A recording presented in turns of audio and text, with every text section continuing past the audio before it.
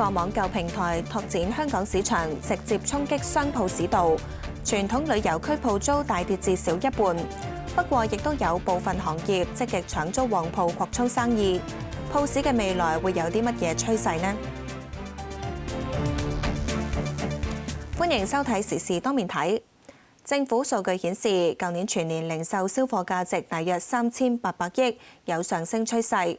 不過同一時間又有多個連鎖品牌結業，全港多區都有唔少吉鋪。有店主話市道差、租金貴、生意難做。點解會有呢一個情況呢？商鋪要做得住，又要具備乜嘢條件呢？我哋做一個花球嘅時候咧，一定要每一個角度佢個呈現都係靚嘅。Andy 同 Alice 以前都曾經喺傳統花店做嘢，兩個人之後合作創業，開咗一間花藝設計公司。因為疫情之後咧，其實零售行業都唔係咁好啦，咁所以我就覺得不如我哋兩個都試下創業啦。咁因為我哋都睇到其實好多人喺疫情前都冇辦法結到婚啦。咁之後疫情後咧就開始多人去證婚啊、結婚啊。因為畢竟婚禮嘅花藝製品其實大部分都係客製化。我哋工作主要就係製作一啲嘅新娘花球啦、結婚嘅花藝佈置啦、舞台佈置啦，咁我哋都會做嘅。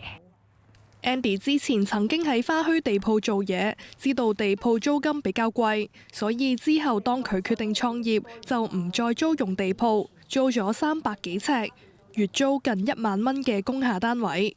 佢話而家嘅工作講求同客人面對面溝通，相信唔會俾網購取代。我覺得未來大趨勢都係網購㗎啦，咁但係網購上面要點樣可以突出個品牌，咁我覺得客製化或者同客人多啲嘅溝通。我哋曾經接待咗一個客人咧，佢由揾我哋啦，到真正 confirm 個設計咧，其實上咗嚟6次咯，好似 friend 咁樣咯，即係上到嚟就會hello 咁樣，跟住就噓寒問暖啊，哎呀近排結婚會點樣啊，即係嗰種感覺係好特別嘅。即係由最初唔識到後尾 friend， 跟住到咗真係到佢大日子嘅時候，望到佢會有少少感動嘅。唔喺地鋪開檔，就要靠客人自己走上門。要喺激烈嘅市場突圍，佢哋喺設計同製作花球嗰陣都要滿足唔同客戶嘅需要。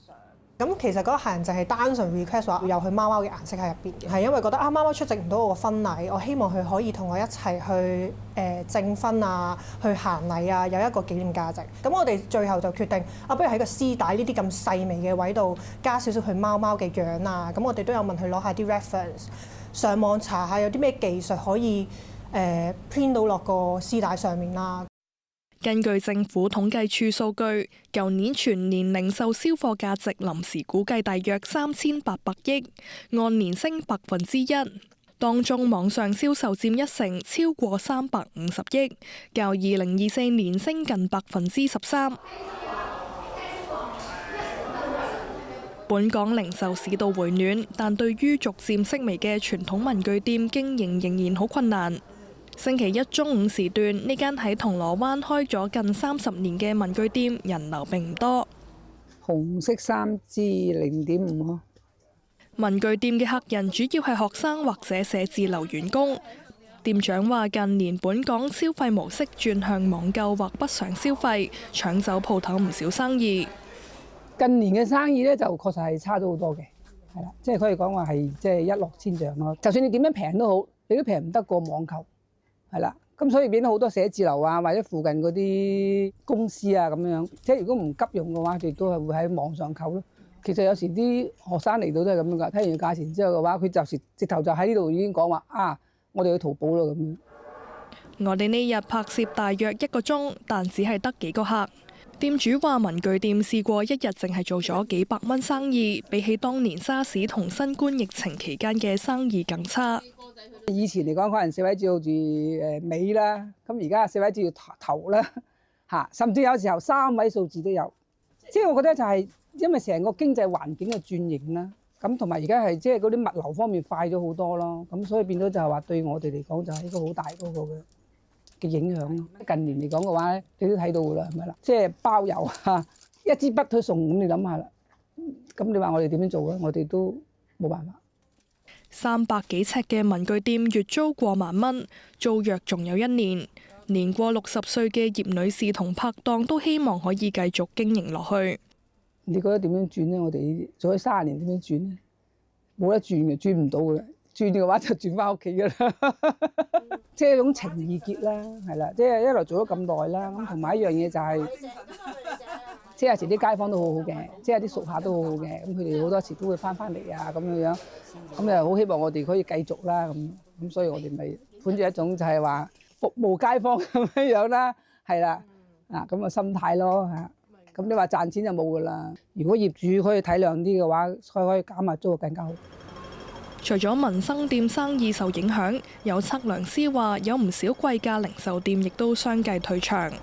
譬如好多嘅金店，其實有一段時間都已經係收縮咗佢嘅店鋪啦。一般你會見到一啲嘅國際嘅名牌，其實佢哋亦都採取咗唔同嘅策略，即係話可能佢哋寧願咧喺一啲嘅地方度咧整合一間大啲嘅旗艦店，係啦，就唔係話再即係開一啲其他稍微細間啲嘅其他嘅分店咯。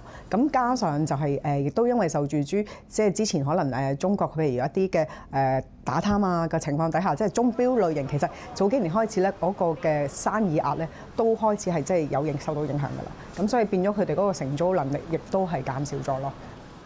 銅鑼灣羅素街曾經係全球最貴鋪租嘅地段，2012年平均尺租達到1600蚊。過往呢度主要賣珠寶首飾。我哋呢日再次到訪，就見到新開咗一啲大型證券行、眼科檢查中心同食肆等等較難俾網購取代嘅店鋪。附近嘅啟超道有一間5萬尺嘅鋪位，市場傳出將會由一間大型銀行承租，估計月租幾百萬，租金已經低過高峰期嘅過千萬。